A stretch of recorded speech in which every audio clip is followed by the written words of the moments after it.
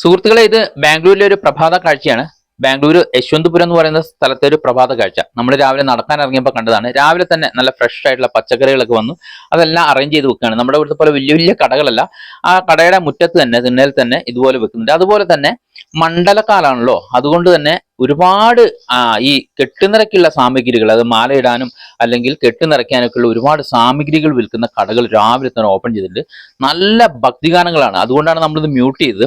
Copyright issues വരുന്നുണ്ട് ഒരുപാട്. അതായത് വെറ്റില തൊട്ട് അങ്ങ് പോയി കഴിഞ്ഞാൽ നെയ്യ്, എല്ലാ ആവശ്യ വസ്തുക്കളും, അതായത് ശബരിമലയ്ക്ക് പോകാനുള്ള എല്ലാ വസ്തുക്കളും ഇവിടെ അവൈലബിൾ ആണ്. ഇത് ഒന്നും രണ്ടും കടകളല്ല, ഇങ്ങനെ ഒരു ഏരിയ മുഴുവൻ ഇങ്ങനെ ശബരിമല മണ്ഡലകാലത്ത് ഉള്ള സാമഗ്രികൾ വിൽക്കുന്ന കടകൾ ധാരാളം നമുക്ക് കാണാൻ കഴിയും. ശരിക്കും നമ്മുടെ കേരളത്തെക്കാളും സജീവമാണെന്നാണ് തോന്നുന്നത്. കേരളത്തിലൊന്നും ഇത്രയും കടകൾ നമ്മൾ സാധാരണ ഒരു ഏരിയയിൽ കണ്ടിട്ടില്ല.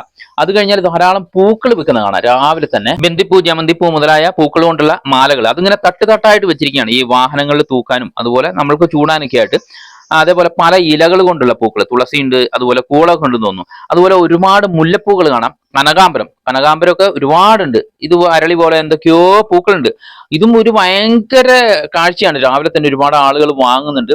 ഈ കനകാമ്പരമൊക്കെ നമ്മുടെ നാട്ടിൽ നിന്ന് അപൂർവമായിട്ട് കാണുക. പണ്ട് വേലികളിലൊക്കെ ഇഷ്ടംപോലെ ഉണ്ടായിരുന്ന പൂക്കളാണ്. ഇന്ന് ധാരാളം നമുക്ക് ഇവിടെ ഇങ്ങനെ കാണാൻ കഴിയും.